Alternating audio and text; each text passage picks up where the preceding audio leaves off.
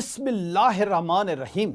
अस्सलाम वालेकुम नाजरीन, मैं हूं जीएम जमाली और आप देख रहे हैं डिजिटल के सबसे बड़े चैनल न्यूज़ पाकिस्तान का प्रोग्राम ए टू जी। नाजरीन, आइए आज के प्रोग्राम में बात करते हैं ग्वादर बंदरगाह और उसकी आलमी सतह पर अहमियत की। लेकिन इससे कबल हम ग्वादर बंदरगाह की तारीख पर एक सरसरी सी नज़र डालते हैं। 62 साल कबल यानी 1954 में जब पहली बार इस इलाके की अहमियत सामने आई तो उस वक्त ये शहर ओमान का हिस्सा था। आज ग्वादर का जो नया चेहरा सामने आया है, इसमें यहाँ से दुनिया के 196 ममालिक के साथ 4764 समंदरी जहाज़ों के ज़रिए तजारत की सहूलत मौजूद है।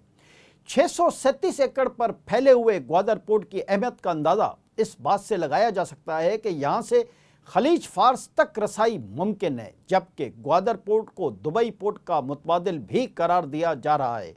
ताहम बहुत सी आलमी ताकतें ग्वादर पोर्ट की तरक्की से इसीलिए नाखुश हैं कि अगर इस पोर्ट ने सही मायनों में तरक्की कर ली तो खित्ते के कुछ अहम मुल्कों की मईशत को नुकसान पहुँच सकता है। जी नाजरीन, ग्वादर की तारीख पर नज़र दौड़ाई जाए तो 8 सितंबर 1958 में पाकिस्तान ने ओमान से एक छोटा सा बेआबाद इलाका ग्वादर, जो मछलियों का गांव समझा जाता था, जज्बा खैर सगाली के तहत पाकिस्तान के हवाले किया गया। ताहम कुछ तारीखदानों का ख्याल है कि पाकिस्तान ने ग्वादर की कीमत ओमान के उस वक्त के बादशाह को अदा की। उस वक्त सुल्तान मोहम्मद शाह, जो आगा खान कहलाते थे, उन्होंने इस रकम की अदायगी में बड़ा हिस्सा अदा किया। इस हवाले से मज़ीद तफसीलात हम आगे चलकर आपके सामने रखेंगे। इस मुआहदे में दो अहम शिकें शामिल की गईं। एक, सारा बलूचिस्तान ओमान के लिए फ़ौजी छावनी बनेगा, जिसके नतीजे में बलोची ओमानी फोर्सेस का अहम हिस्सा शुमार होंगे। दो, ग्वादर के वसाइल में मज़ीद इजाफा किया जाएगा। 1 जुलाई 1977 में ग्वादर को बलूचिस्तान में शामिल कर लिया गया। 1993 में हुकूमत पाकिस्तान ने एक मंसूबा बनाया जिसके तहत ग्वादर को बैनुल-अक़वामी बंदरगाह में तब्दील किया जाना था और इसका राब्ता पाकिस्तान की तमाम मरकज़ी शाहराहों और रेलवे से जोड़ना था। 22 मार्च 2002 में हुकूमत के ज़ेर इंतज़ाम ग्वादर में तरक्याती काम का आगाज़ हुआ और मार्च 2007 में इस मंसूबे का फ़ेज़ 1 मुकम्मल कर लिया गया। ग्वादर बंदरगाह का इफ्तिताह 20 मार्च 2007 में उस वक्त के सदर परवेज़ मुशर्रफ ने किया। इस मौके पर उनके साथ उस वक्त के वज़ीर आज़म शौकत अज़ीज़, गवर्नर बलूचिस्तान ओवैस अहमद गनी और उस वक्त के चीनी वज़ीर इत्तलात ली शिंगलिंग भी थे। मार्च 2007 में चीन ने ग्वादर बंदरगाह की इब्तदाई लागत का 80% $248 मिलियन यानी 24 करोड़ 80 लाख डॉलर फराहम किए। सदर जनरल परवेज़ मुशर्रफ ने ग्वादर के नवाही इलाकों की तरक्की के लिए 5 करोड़ रुपए देने का ऐलान किया और यकीन दिलाया कि वफाकी हुकूमत ग्वादर में तालीम, सेहत और सेवरेज की सहूलियात की फराहमी के लिए मज़ीद 1 करोड़ रुपए देगी। 2015 में इस बात का ऐलान किया गया कि शहर और बंदरगाह में सी पैक मंसूबे के तहत $1.62 बिलियन यानी 1 अरब 62 करोड़ डॉलर से मज़ीद तरक्याती काम शुरू किए जाएंगे। इस मंसूबे के तहत शुमाली पाकिस्तान और मगरबी चीन को बंदरगाह के ज़रिए बाहें मिलाना मकसद था। बंदरगाह LNG लाने के लिए भी बेहतरीन ज़रिया साबित होगी, जो कि ईरान पाकिस्तान गैस पाइपलाइन मंसूबे के तहत $2.5 अरब ग्वादर नवाबशाह प्रोजेक्ट बनेगा। इस मंसूबे में ग्वादर स्पेशल इकनॉमिक जोन में जून 2016 में तामीर शुरू की गई, जो कि बंदरगाह से मुल्का 2292 एकड़ रकबे पर बनाई जा रही है। यहाँ हम पूरी दुनिया में लाइन्स शिप्स और कंटेनर्स के ज़रिए तजारत की तारीख पर एक नज़र डालते हैं। वर्ल्ड शिपिंग काउंसिल के मुताबिक इस वक्त मजमूई तौर पर 400 लाइन सर्विसेज दस्तयाब हैं, बेशतर हफ्तेवार चलते हैं। सामान की तरसील के लिए इब्तदाई तौर पर कंटेनर्स की शक्ल में बहरी जहाज़ के आगे या पीछे लगाए जाते थे और सामान का 60% हिस्सा हर साल बजरिया समंदर ले जाया जाता था।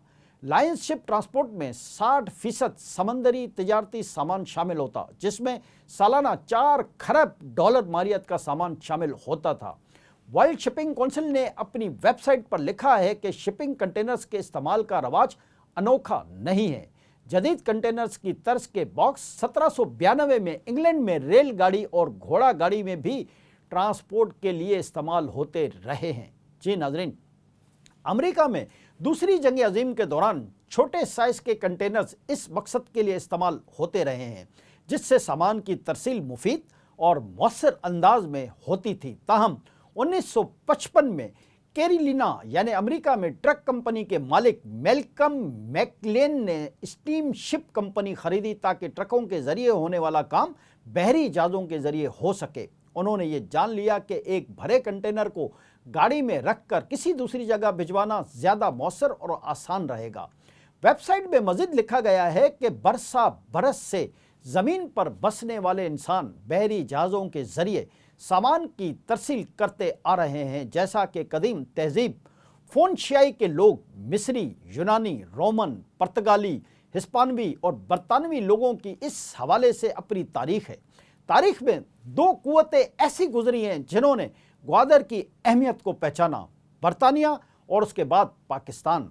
बरतानिया की दिलचस्पी वाली बात अब पुरानी हो गई, क्योंकि उसका ताल्लुक 19वीं सदी के वस्त अव्वल से है, जब अफगानिस्तान ने 1839 में इन इलाकों पर हमला किया। उस वक्त बरतानी हुकूमत ने ज़रूरत महसूस की कि वो तुर्बत और ईरान के दरमियान पूरे खित्ते के बारे में मालूमात हासिल करे और ग्वादर की तारीखी, सियासी और दिफाई अहमियत से वाकफियत हासिल करे। ग्वादर पर पाकिस्तान की तवज्जो तक़सीम हिंद के फ़ौरन बाद ही मबज़ूल हो गई थी और उसने अपने क़याम के तकरीबन 2 बरस बाद संजीदगी से कोशिश की कि ये इलाका इसकी तहवील में आ जाए। बहरा अरब के किनारे वाक़या इस साहिली इलाके में पाकिस्तान की दिलचस्पी की वजूहात 2 थीं, मईशत और मजबूत दिफाई हिसार। ग्वादर इन दोनों मकासद की राह में एक बड़ी दीवार के तौर पर हायल था। ये दीवार सिर्फ उसी तौर पर गिराई जा सकती थी अगर ये इलाका पाकिस्तान में शामिल कर लिया जाता। जी नाज़रीन, ग्वादर के हवाले से ये सवाल भी अहम है कि ओमान अब पाकिस्तानी बलोचों को नौकरियां क्यों नहीं दे रहा, और दूसरा अहम सवाल जिसका जवाब बहुत वाज़ेह है और हम आपके सामने इस हवाले से तफसीलात रख भी चुके हैं कि ग्वादर को पाकिस्तान में शामिल करने की ज़रूरत क्या थी।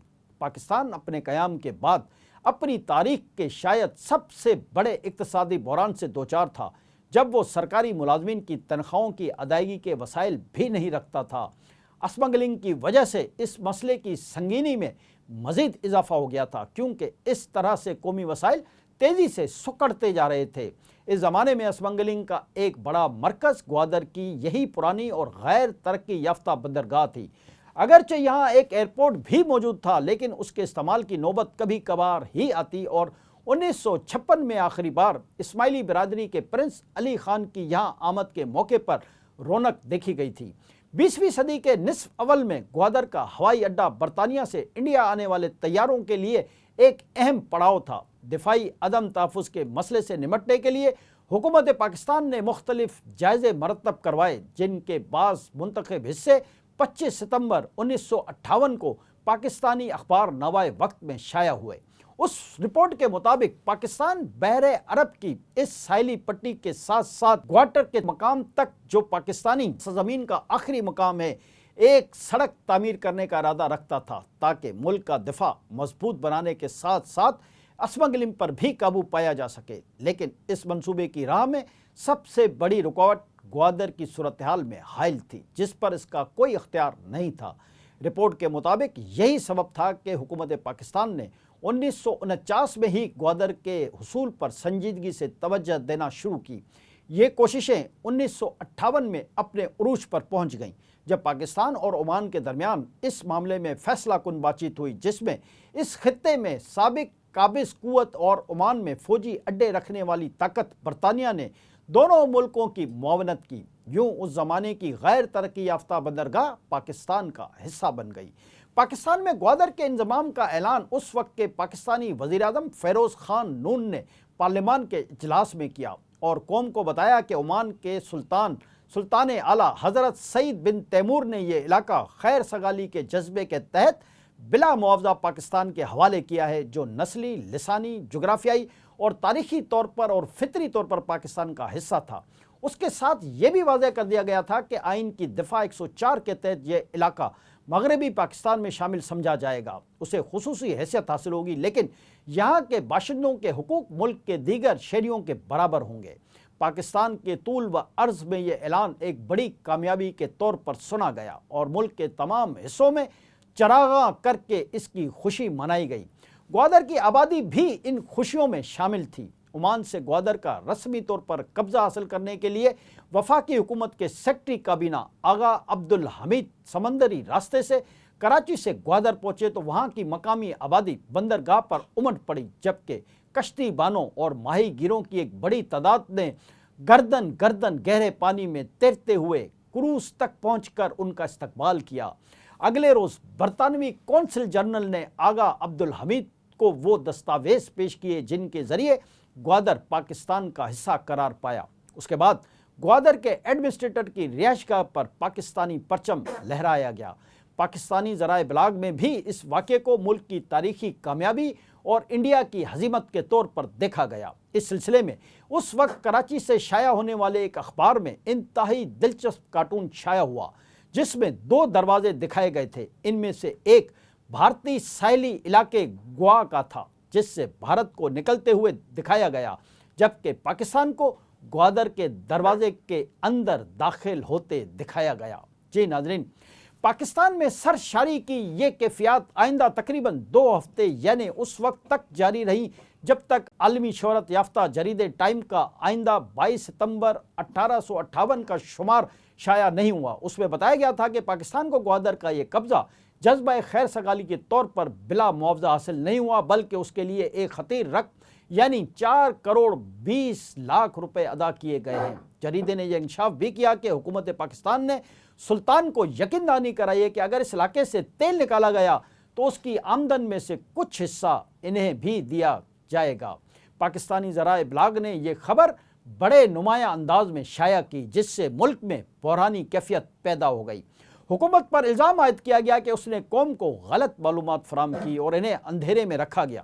اس ہنگامہ خیز صورتحال میں حکومت کچھ دنوں تک خاموش رہی، لیکن 24 ستمبر 1958 کے بعد گورنر مغربی پاکستان نواب مظفر قزلباش نے اپنے ایک پالیسی بیان کے ذریعے خاموشی توڑ دی۔ اس سے ٹائم میگزین کی خبر سے شروع ہونے والی بحث کا خاتمہ بھی ہوا اور اس معاملے میں ایک نیا پہلو بھی شامل ہو گیا، یعنی گوادر کے حصول کے سلسلے میں انڈیا کی دلچسپی سامنے آئی۔ ان کے بیان کا لب لباب یہ تھا کہ یہ زبردست ہے کہ پاکستان نے گوادر کے حصول کے لیے رقم ادا کی ہے۔ اس کی وجہ یہ تھی کہ بھارت بھی گوادر میں دلچسپی رکھتا تھا اور اس نے اس کے حصول کے لیے عمان کے سلطان کو پاکستان کے مقابلے میں 10 گنا زیادہ معاوضے کی پیشکش کی تھی۔ بھارت نے اس مقصد کے لیے کئی ایسے ملکوں کو اپنا ہم نوا بنانے کی کوشش بھی کی جو اس معاملے میں اثر انداز ہو سکتے تھے۔ ان کے مطابق انڈیا کا موقف تھا کہ گوادر کی اکثریتی آبادی ہندو ہے، اس لیے پہلا حق ان کا ہے۔ اس کے مقابلے میں پاکستان کی طرف سے جاری کیے جانے والے اعداد و شمار کے مطابق انضمام کے وقت گوادر کی کل آبادی 20,000 تھی، جن میں سے صرف 1,000 ہندو تھے۔ انہوں نے انکشاف کیا کہ معاوضے کی پیشکش اور سفارتی حمایت کے حصول میں ناکامی کے بعد انڈیا نے آخری کوشش یہ کی کہ اس علاقے کے مستقبل کا فیصلہ استواب رائے کے ذریعے کروایا جائے۔ اس مقصد کے لیے حکومت ہند نے وزیر اعظم فیروز خان نون کو ایک خط بھی لکھا اور مطالبہ کیا کہ استواب رائے کے انعقاد کے لیے انڈین افسران کو بھی وہاں آنے کی اجازت دی جائے۔ نواب قزلباش کے دعوے کے مطابق حکومت پاکستان نے مطالبہ مسترد کر کے انڈیا کی یہ کوشش بھی ناکام بنا دی۔ جی ناظرین، گوادر میں انڈیا کی دلچسپی کب اور کیسے پیدا ہوئی، اس کی تاریخ بڑی دلچسپ ہے۔ اس کہانی کا آغاز جنوری 1947 کو ہوتا ہے جب عمان کے سلطان نے یہ محسوس کیا کہ ان کے ملک میں گوادر دور دراز اور بے آب و گیارہ علاقہ ہے جہاں کا انتظام برقرار رکھنا ان کی حکومت کے لیے مسائل پیدا کر رہا ہے۔ اس مقصد کے لیے خلیج فارس ریزیڈنسی بحرین نے حکومت انڈیا کے سیکرٹری کو خط لکھا جس میں سلطان کی طرف سے ریاست کلات کو گوادر کی فروخت کے ارادے سے آگاہ کیا گیا تھا۔ برطانوی حکومت چونکہ بہت پہلے سے ہی اس علاقے میں دلچسپی رکھتی تھی، لہذا اس نے پیشکش پر غور کیا، لیکن اس وقت اس کے لیے دوسری عالمی جنگ درد سر بنی ہوئی تھی جس سے پہلے نمٹنا ضروری تھا۔ چنانچہ فیصلہ کیا گیا کہ اس معاملے کو جنگ کے خاتمے تک ملتوی کر دیا جائے۔ گوادر کی تاریخی اور جغرافیائی حیثیت کے بارے میں حکومت پاکستان کی رپورٹ کے جو حصے شائع ہوئے ان میں سب سے زیادہ زور اس بات پر دیا گیا کہ ریاست کلات اس علاقے کی کبھی مالک نہیں رہی۔ اس کا ثبوت کئی تاریخی دستاویزات اور ایک برطانوی سیاہ میجر جنرل سر چارلز मेटकेफ मैकग्रोगर की 19वीं सदी में शाया होने वाली किताब वॉन्डरिंग्स इन बलोचिस्तान से पेश किया गया। इस किताब के मुताबिक ये इलाका सिकंदर आजम के ज़माने से मकरान का हिस्सा रहा है। बलोच सरदारों की बाहिमी लड़ाइयों और कशमकश के नतीजे में मकरान के गिचकी सरदारों ने रियासत कलास से एक मुआहदे के तहत उनकी बालादस्ती कबूल की थी, जिसमें यह तय पाया था कि वो उनके दाखिली मामलात में मदाखलत नहीं करेंगे। ग्वादर की तारीख के हवाले से दिलचस्प और अहम तरीन बात यह है कि यह इलाका बुनियादी तौर पर मकरान का हिस्सा था और किचकी बलोचों की मिल्कियत था। उसकी तस्दीक बलोचिस्तान गजेटनर से भी होती है, जिसकी जिल्द नंबर 7 में बताया गया है कि ग्वादर बार रियायत अमानत वादे यानी ग्वादर को अमानत के तौर पर ओमान के शहजादे के सुपर्द किया गया था। फिर बाद की तारीख यह है कि अब ग्वादर पाकिस्तान की मिल्कियत है। आज के लिए इतना ही। अगले प्रोग्राम तक के लिए अपने मेज़बान जी एम जमाली को इजाज़त दीजिए। अल्लाह हाफ़िज़।